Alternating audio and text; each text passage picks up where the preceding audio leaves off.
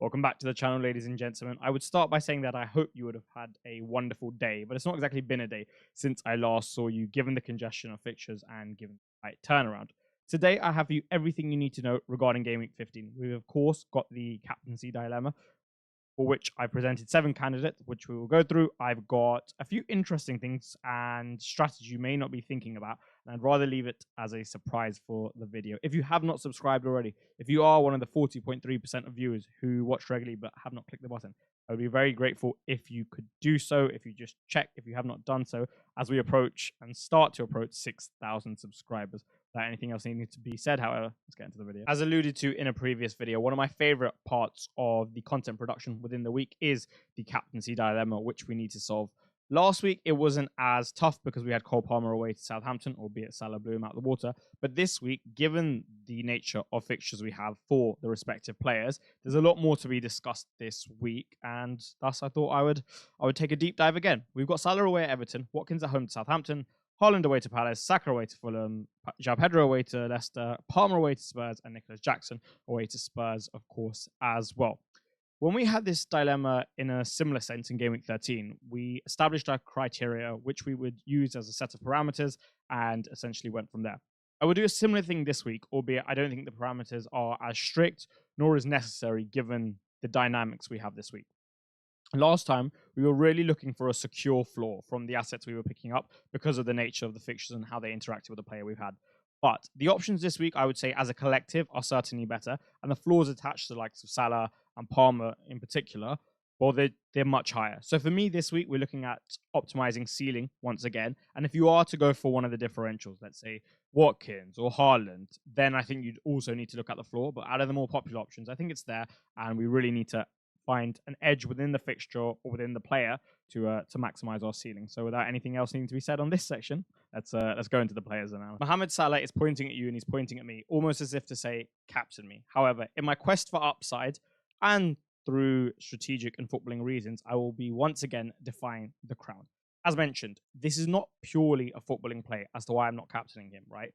I don't think it can be at this stage when he's in this type of form, but there are reasons surrounding that. And of course, I've already got my strategic reasons, which we'll touch on first. Again, this spot has come up again and again and again and again. And I've taken it on, sometimes successfully, sometimes not so successfully. But I think the decision-making process has always been sound. And that's the most important thing to me. Ross put out a poll, Ross, FPL Raptor, I'm sure all of you guys will know who he is, put out a poll on X with regards to captaincy. And I couldn't believe the results. I couldn't believe it was that overwhelming. It was 80% to Mohamed Salah, right? 80%. Palmer and Saka were sub 10, and then other had a little bit as well. That is a huge percentage of people going there. And with this particular fixture in general, I am more than happy to take that on, given I have downside protection. I went through a little phase of considering benching him, actually, because the strength of my squad is so strong that you'll see tomorrow, but I'm not going to do that. So I have the downside protection, and as a result, I'm more than happy to take it on. Now let's talk about the football reasons as to why potentially he may not be the best captain, regardless of strategic outlooks or general philosophies about how to play the game. I think we're going to see a pretty standard Everton 4-4-2 deep block, but there's no reason that Salah can't essentially unlock that and do what he's done to pretty much every defense and find a way. What I would say is Newcastle did a fantastic job on pressing Gravenberch really aggressively, using the dueling capacity of their midfield, and that's something we spoke about. I don't think Everton, whilst they're decent in that capacity, don't have the same set of midfield profiles in which to hassle Liverpool. So I do think in terms of build-up and in terms of progression, Liverpool will be more proficient and have a better game against Everton there. So I can see in general from more standard open play sequences, Salah generating chances from there. I think also across the pitch in terms of just 1v1, Everton don't have the player quality that Newcastle do. So there's both those things to consider. On the other side, right, how big of a deal is it that it's the early kickoff? Players have expressed, and it was specifically, I think, Szoboszlai who expressed away at Ipswich after Game Week 1 that they just don't like playing in the morning. It's upsetting for the rhythm that they usually have compared to the time they train. It's not the best for the body, etc., etc. It's a derby. Goodison will be raring to go. And after a 4-0 thumping against Wolves, they picked up a point there against Brentford. They drew at West Ham, and they didn't concede too many either. They're starting to pick up some form. Yes, they lost 4-0 away at United, but I don't think the performance was so bad. It was more so just a series of errors, and it just happened to all happen in the same game, right? It's also away, like I said. Everton's form's there, and Liverpool have just dropped points. How much of of a big deal will that be, just in terms of the morale, the form, the flow that they've probably since slightly disrupted, especially in the manner in which they drop points. They probably thought they had it in the bag, and then Kelleher makes a mistake, albeit he's been fantastic recently, right? So there's all those variables that need considering as well. In terms of the football, I don't want to go too much into prioritizing that 4-4-2 deep block. We know it's not ideal for Salah, but he's shown such a versatility this year that it's no reason that he can't unlock it. Fine, sure, he might not be able to get beyond the last line as much. Fine, Everton won't really be able to be exploited in transition, but he's found a variety of other ways to generate points from against those more settled blocks. What I would say, however, the 2 games he's blank this season, only 2 games. Forest, who again employed a 4-4-2, and one thing they did really well is Alex Moreno was super aggressive against Mohamed Salah, and I'm hoping that Mykolenko does the same type of job, because I actually think you have to be slightly counterintuitive given how good Salah is. Whereas against like a tier 2 winger, maybe you stand off a little bit more, because you know if you get so aggressive one-on-one, they'll just destroy you as soon as you engage. But with Salah, I think he's so good, and you have to account for his creative capacity as well, that actually being super aggressive on him and just understanding that, okay, if he beats you in these little spots and he finds a solve, then you know what, fair enough. I think that would be Mykolenko's best approach. And I think if he does that, all of a sudden we could see Everton have a decent-ish outing, and they will need to start well. If they start well, if they get through that 20 minutes with a crowd on this side and at home, I think it's okay. So for me, for those strategic and football reasons, I'm not going there. But like I said, given Everton don't have the same type of midfield profiles, given how well Salah's just been doing in general against a variety of systems, given the player quality, etc., I think it's a fine choice. I'm just not going to go there. Now, Pedro, very similar to game week 13. I'm not interested, because I think here the floor is slightly lacking, and so is the ceiling. I haven't seen him, for example, score a hat-trick or put up like a 16-pointer. And I think when there's so many other good options that exist, specifically Salah, Palmer, and one other that you'll see, I don't think this is the type of risk I really need to take. As I've said repeatedly, if you're going to take on the big 3, you've got to have a lot in the locker as to why. And I don't think Joao Pedro has maybe demonstrated that this season. This is being filmed before the Brighton-Fulham game, so who knows, he scores a hat-trick and maybe all of a sudden it looks a lot better. And I thought Leicester were really poor against West Ham, and the scoreline was completely unreflective of the performance. But for me, I'm still not willing to captain him given the asset here. Now, these 3 options are very, very difficult to analyze, and I don't think I've encountered a captaincy scenario where I had to analyze a variety of different options, and I had such a huge set of players that were very difficult to call. And I attribute that to all 3 of them. So I'm not going to make as many conclusive judgments as I usually do. Ollie Watkins is a close one to arguing for him to be number 1. I think he undoubtedly has the best fixture this week. Then on the same side, you have the expected minutes concern. For example, he went off early against Juventus, early-ish, just like 80-ish, 85-ish hook against Chelsea. Got hooked to like 65-ish against Brentford. So maybe he does that again, and then again against Leipzig, just to mean that he can keep starting, but doesn't get overburdened with the workload. But at the same time, Southampton will always be there for the way they play. They've obviously lost Jack Stevens as well, who was the captain last night, because he pulled Cucurella's hair, so got sent off. He won't be there against Villa. Villa picked up some form. So, and to be honest, their 5-for-1 lacks compactness, like I spoke about. So Watkins, who's always been good at exploiting those little areas of spaces because he was a previous channel runner, I think could do really well in that sense. But then on the flip side, there potentially might not be no Morgan Rogers. He obviously played 86 minutes against Brentford, right? And is that essentially saying, okay, fine, Emi Buendia can start? People have rotated against Southampton. They're probably not in their best patch either, so it's not the worst time to do that if Morgan Rogers needs a rest, but that wouldn't be good for Ollie Watkins. The upside is somewhat obvious, like I say on the slide, but there's so many variables to and fro that I'm not going to give a conclusive judgment on this one. If you want to accept the risk, that's absolutely fine, but just know that there is a risk there, particularly with the expected minutes, and maybe without Rogers they get somewhat worse. Haaland, I think City have potentially found a solution. We're gonna speak about it more later, but you saw the different role that Grealish played yesterday, and they look good, right? And they made quite a few chances. Even Haaland had some chances again. One in particular that he didn't take. So on another day, he walks out there with a haul. So that's all good. I think Palace have definitely gotten better in recent weeks. They're far less susceptible to getting played through defensively. I think the pivot's really improved, and I like the improvements that I'm seeing there. So it's an interesting one. I've just got a feeling that City and Haaland do well, but that's about it. Like I said, with Watkins, Saka, and Haaland, I really don't have too much analysis to give here because I think there's so many different variables which kind of counter each other out in terms of their utility and value. And then Saka, I would say this is the hardest out of the lot to analyze because on one side you have the obvious player quality, you've got the form of Arsenal, you've got the fact that Fulham likely sets up deep, and you have the right hand side dynamics to absolutely break a low block, especially when it's 4 at the back as opposed to 5. But he's got a duel with Robinson, which will not be easy, given Robinson's one of the better physical profiles at left back in the league. The compactness of that Fulham block is pretty impressive, and in general, their players have a set of physical profiles across the pitch whereby they can perform in a very aggressive manner. They show that. Let's take Everton away, and that's probably not the easiest for Arsenal. So yeah, I say volume of insides for Saka, and you're probably thinking, what does that mean? And I only use the words insides and coined that term there because I was running out of space in which to write.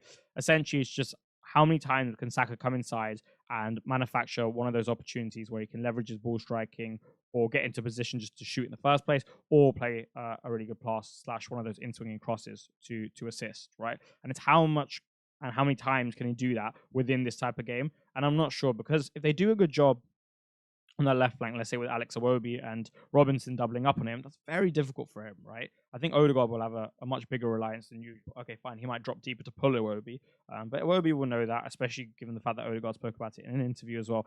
So yeah, it's kind of difficult to interpret exactly what's going to happen. I'll watch Fulham tonight and update you tomorrow in the team selection. But there's a reason I'm not going for any of those 3, and it's just because I have a lack of clarity as to how these 3 will play out in the individual games. Not once have I put the hammer down and stated I have a preference for captaining an individual player so far, which then begs the question, who is my preference? And they are indeed on this slide.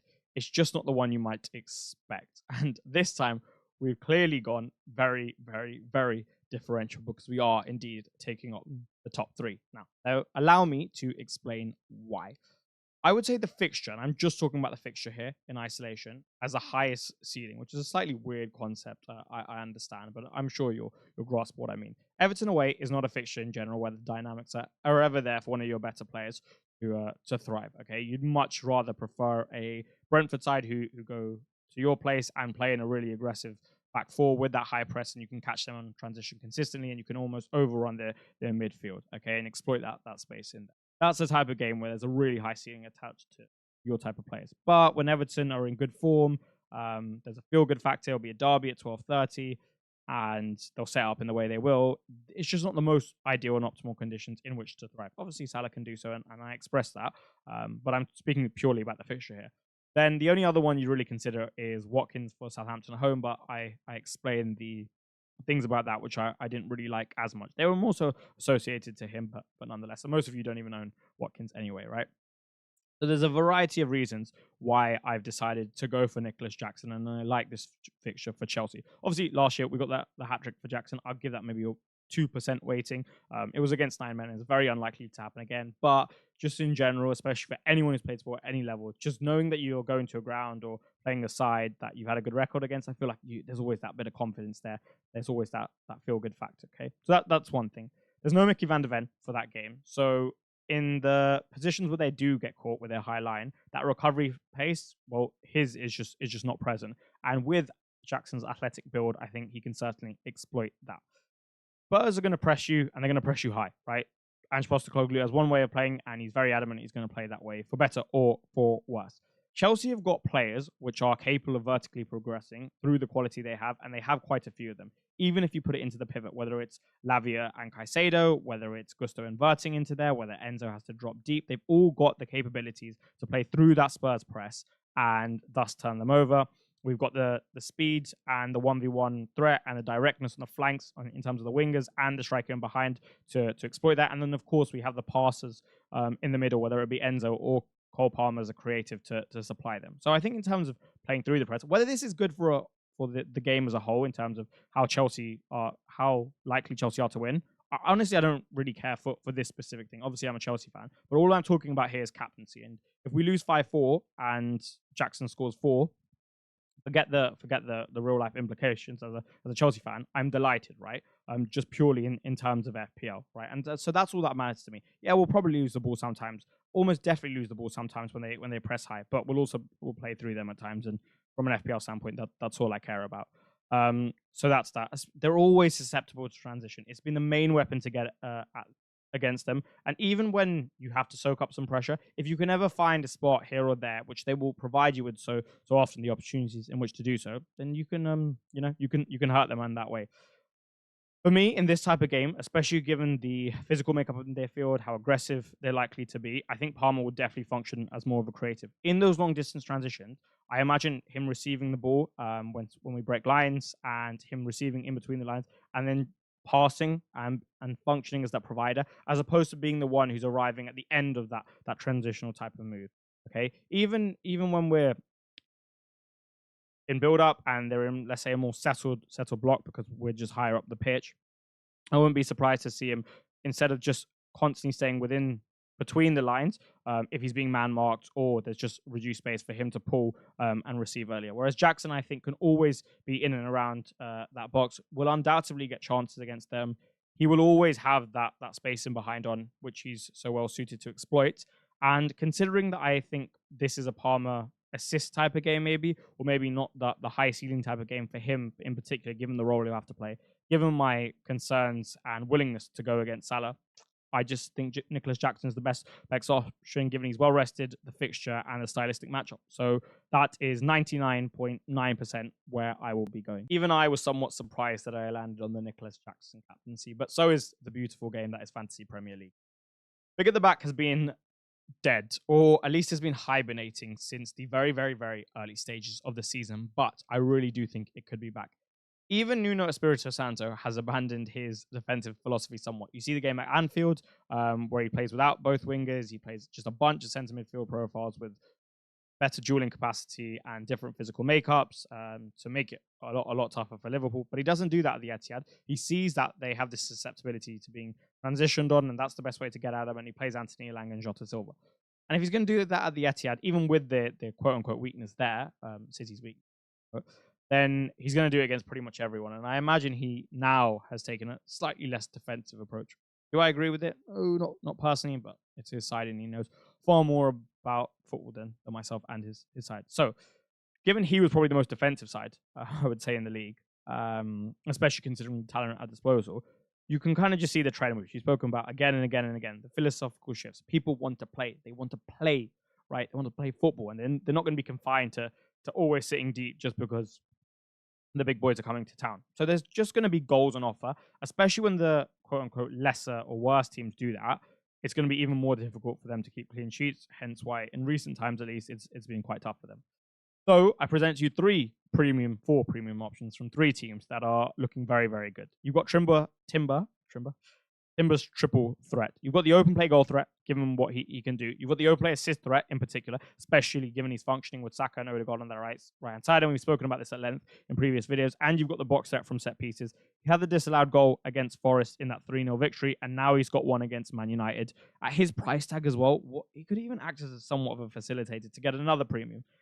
So what a brilliant option, and I don't think he's too much of an expected minutes concern, because the drop-off between him and whoever else is going to play right back, and the adjustments to the system they'll have to make, and the roles that people will have to play, is huge. So for me, as I've been for a while now, I'm all over this Yuri and Timber pick. Trent and VVD is interesting. I know a lot of people are leaning towards Trent Alexander-Arnold.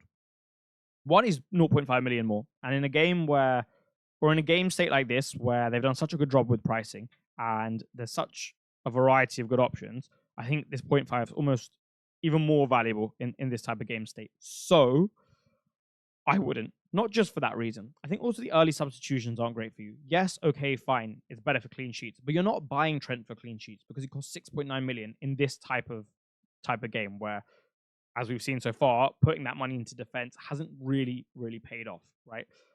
He's got a lower volume of potential returns just because of the role he's playing, which again, we've discussed at length earlier. He's just not getting into those final third zones as much, and he's more important in build up within that 4-2 or 4-1. And Arne Slot clearly is not willing to give up as many transitions as Jurgen Klopp especially those dangerous ones. Hence, he has them a little bit deeper and narrower as well, right? So yes, he's the greatest fullback to ever grace the game, and I don't think that's can be argued with. Just look at the stats or just look at the games, right? But at this price tag, I think you really do need him to be returning. And I think you're playing a little bit of a lottery.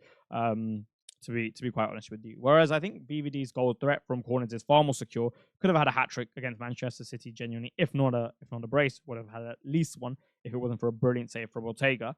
And he's cheaper, 0.5 cheaper, and you're getting those nailed expected minutes. I know Trent's being managed very well, in my opinion, by Arne Slot. So who knows? Maybe another benching in this congested period. So for me, it's Virgil van Dijk, and I really really like him. And then Gvardiol. I spoke about it either last week or the week before. That I was like, I wouldn't sell him. I would give him a bit of a run. He easily could have had a haul yesterday. He also easily could have conceded, but he was in so many good spots to return, picking up great positions, and he didn't. But as we've seen so many times in the past, he's been able to do that. He's been the recent savior for Manchester City, I would say, or at least one of the recent saviors in terms of the fact that he keeps popping up with these super important goals, right? And what was really interesting yesterday is you saw, I would say, Pep's latest iteration. You had Grealish playing a more central role, and you had Ake at left centre back and Akanji at right back, and then Akanji came off for Walker to start the second half. That back four, I would say, is their most transitional proof defense, and that's where they've been most susceptible. I would say in general, always City, right? Because that's what his game motto, his JDP motto, and the way he likes to put it into practice. Has always been the best place to hurt them, especially when you don't have Rodri in that midfield to protect against it. If he's going to play like Gundo and whoever's going to join him in the pivot and essentially have a pivot that's not as athletically superior as to one he's had maybe in the past, then I think it makes a lot more sense. So I quite like it. The other thing is Grealish's ball retention in the middle reduces the likelihood of getting transitioned on again. So I think Vardy will have a really attacking role. I wonder if Rico Lewis could be not frozen out the side, but maybe not play as many minutes as at fullback as he was previously, maybe in the middle, given they've got this proof against the transitional elements. And yeah, go from there. And that's why I really like him. The fixtures are there, the goal threat's there, and I can see City now having an upturn. He is the best manager of all time, and we spoke about this. Like, well, there was way too much disrespect being thrown his way, and I wouldn't be surprised if City pick up some form from now. For those of you who haven't, is it time to say bye-bye to Bryan Mbeumo? I would say yes. I shared this view last week, and I share it yet again. Eddie Howe has shown himself to undoubtedly be one of the managers who's been the most adaptable and shown the most versatility, or at least one of the most versatility, within the league this season. And given Brentford's somewhat unique approach, especially how aggressive it is, I wouldn't be surprised if he has a different solution for them, and specifically to deal with their attacking talent in Johan Wissa, in Kevin Schade, who's coming off a hat-trick in the last home game, and of course Bryan Mbeumo. The other thing I spoke about with Brentford is they are coming up against 5 sides in a row, in my opinion, who are all better than them. And sure, right, maybe conditions are somewhat decent for him, but I think the team quality always has to be taken into account, and we can't get too ahead of ourselves picking players from assets outside of the top 4. That's one thing I always consider, like, who's the actual team they're playing with and for, because there's a reason that they always finish around 10th or 11th. And sometimes, as good as they are, it's not really in their hands, given what the rest of the team's doing, with the utmost respect, right? So who are the replacements? And I think it's a really interesting one, and you will see how this ties into the next slide. For me, my favorite replacement, especially in isolation, is Jarrod Bowen. I think he easily could have hauled against Leicester. He's repeatedly shown how good of an asset he is. The fixture runs there. In this type of period, you'd very much like a set and forget. As I'll show you in the next section, he has a wonderful exit route in Game Week 19 to Eberechi. And he just makes your life a lot easier, in my opinion. I think the points are certainly there, and the floor is there, as well as the ceiling.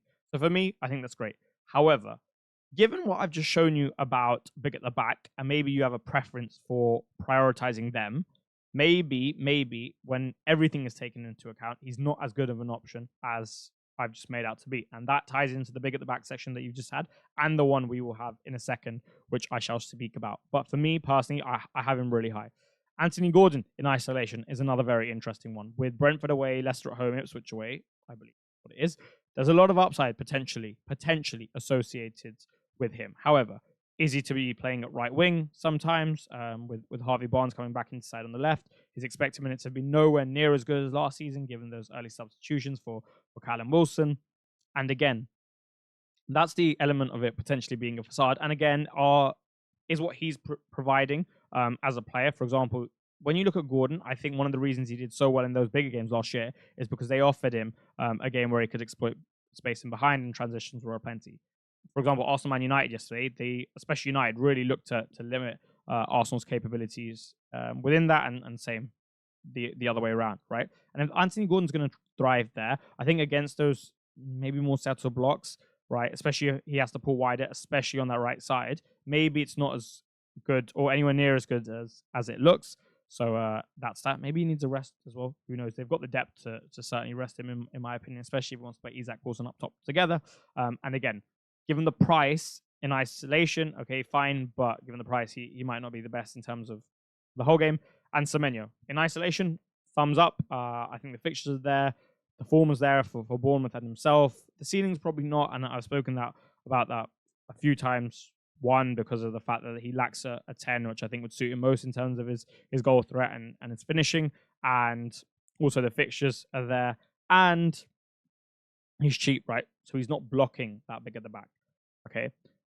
I would personally still have Bowen the highest, and I would be willing to sacrifice some or one of the premium defenders as a result. But as you will see in the next section, you may view it differently. This section is of paramount importance. It's all good and well understanding which player is going to do well in a specific matchup, which player is potentially the best to captain, when you should exit and enter into and out of a player.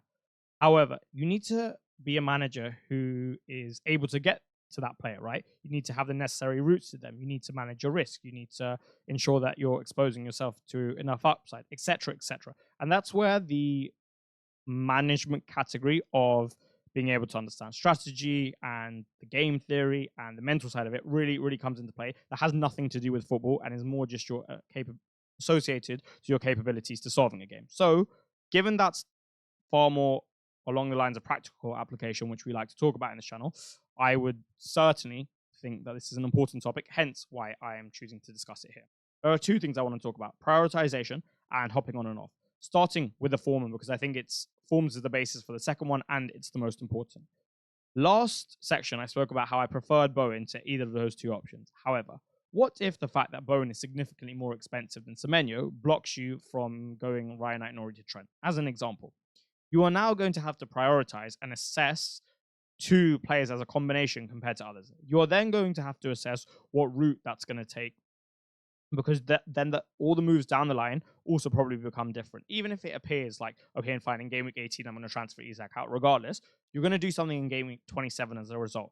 And now, whilst you don't need to look all the way to game week 27, you certainly need to have a rough idea of where the team is going and what's the best structure for you.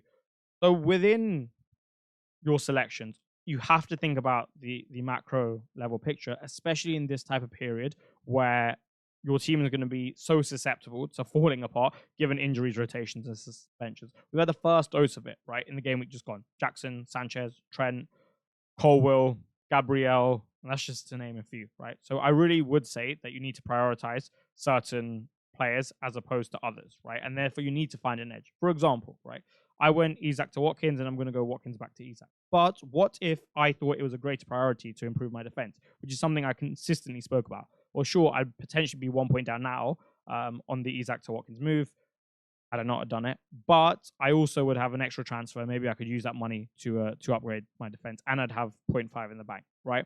So I chose to prioritize Watkins, and we'll see if it pays off. I'm sure it will. But you know, that's what you have to do. And I thought it was really important to discuss that and stuff like this. For example, a defender with X fixture or an attacker with Y down the line. Which week do you prefer taking the punt, etc., minimizing risk and so on. Then I thought we'd go for even more of a practical application, and who could you potentially be prioritizing in a hop-on, hop-off strategy, which has certainly increased in popularity given the state of the game. Watkins in 15, I'm all for it if you can see upside associated to 16, 17, and 18. And I spoke about, in yesterday's video, the potential for Watkins to do well against Forest, City, and Newcastle in my transfer plans. Isak in 16, Leicester and Ipswich, there's upside associated there. Liverpool, defenders in 18. For me, personally, I think it's a better spot to hop on as opposed to this week, which some people are doing. I think Everton away, Fulham at home, and Tottenham away, it just isn't the greatest set of fixtures, especially given they're more congested and they're coming off their first draw. And game where they've dropped points in a while. Eze in 19. That's one reason I love Bowen, right? Okay, say you go Semenyo and then you go a big at the back. Okay, fine. And you have no money left. Well, now you can't. Also, you miss out on the Bowen upside in these weeks, but then you also have a more difficult route to Eze because you don't have the funds. As an example, right? And Eze in 19 is looking like a very attractive prospect. Vodio now or in 18. A lot of people are saying 18. I quite like him now. I think there's upside associated there. I don't see the Man United fixture as too bad, especially if City control the likelihood of Man United transitioning on them quite well. And there's so many others, right?